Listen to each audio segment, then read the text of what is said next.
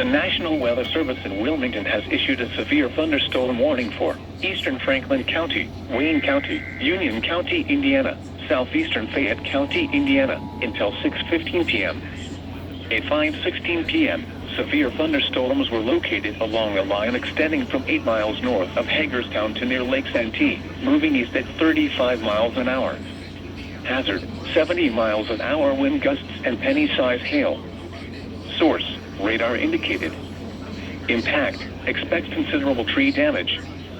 Damage is likely to mobile homes, roofs, and outbuildings. Locations impacted include Richmond, Connorsville, Brookville, Centerville, Liberty, Fountain City, West College Corner, Salem, Waterloo, Abington, Brownsville, Greens Fork, Scipio, Spring Grove, Bethel, Economy, Cedar Grove, Boston, Mount Carmel, and Whitewater. This includes the following interstates: I-70 in Indiana between mile markers 140 and 156. I-70 in Ohio near mile marker 0. Includes the following interstates: I-70 in Indiana between mile markers 140 and 156.